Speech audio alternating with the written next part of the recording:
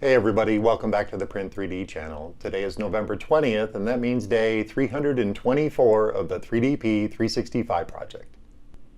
And on today's episode, if you've ever wanted to win an Oscar award but you don't actually make movies, you can always count on the 3D printing community to come through for you. And while browsing around on Thingiverse, I found this really cool Oscar award model. And we printed ours at actual size too, and it turned out awesome, so stick around.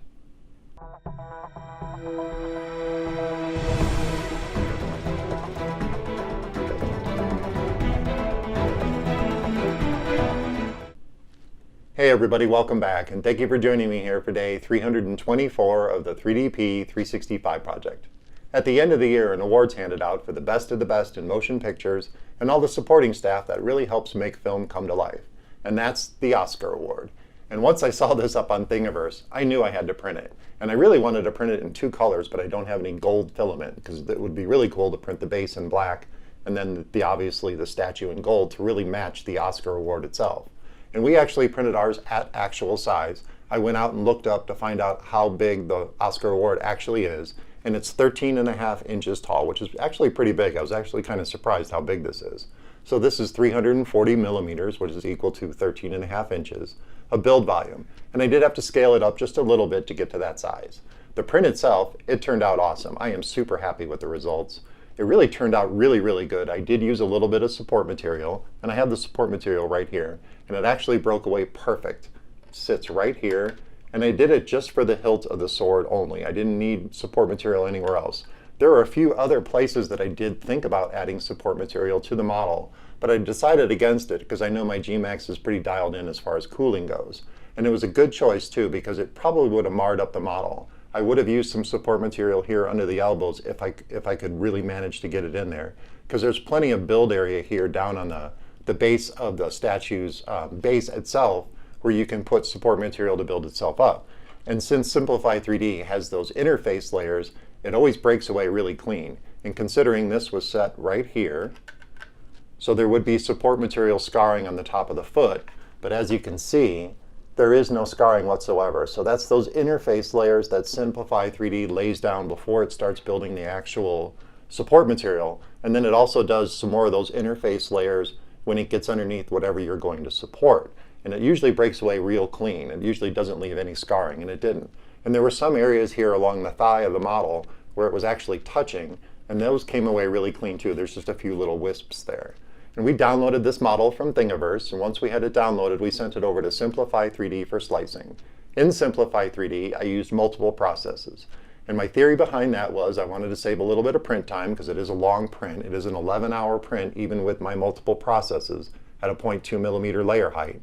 And it's only because of its tall build volume, and the base takes a little while to print, because there are some, obviously some areas here where it's going to put in a little extra material to support the little angles at which this prints. We used 3 bottom layers, 4 top layers, and multiple infill amounts. The multiple process that I set up, for the bottom part of the model, I used 5% infill.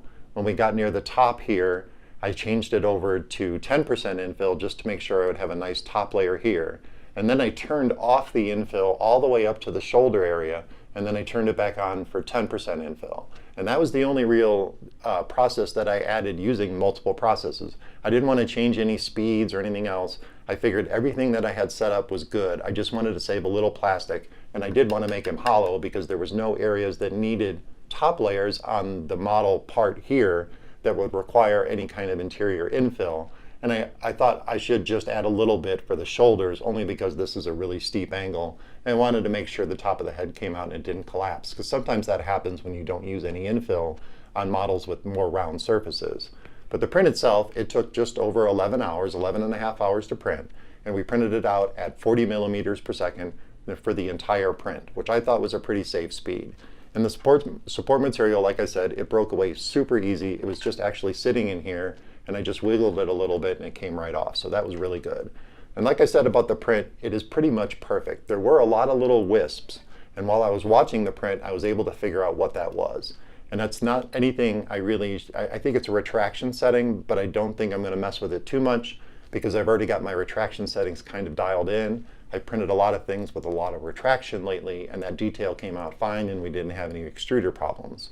And I think the problem is when it prints the infill and it raises up the extruder, there's a real tiny little wisp of filament, a real tiny like spider web thin, and it'll actually blow from the cooling fan outside the perimeter of the model, and then it'll just end up on the surface and it just wipes right off. So if you see any in the close-ups, they just kind of wipe right off. They're not actually attached, which is kind of nice. It's really not stringing in my opinion. I would call it webbing because it just wipes off with your fingers. It doesn't cause any problems or doesn't leave any surface defects on the model. And I'm really happy with the print. I actually think I'm going to try and get some gold filament in and print it in 2 colors so I could do the base in black and definitely do the statue in gold. But for now, I'm really happy with my really cool Oscar award.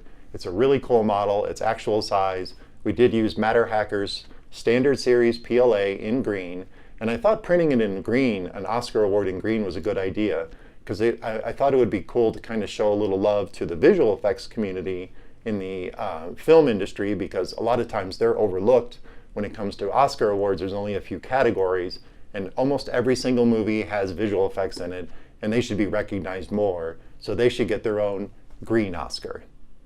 Well, that about wraps it up for day 324 of the 3DP 365 project. I hope you guys found this episode interesting and informative, and if you're looking for ways to support the channel, check out those affiliate links down in the description.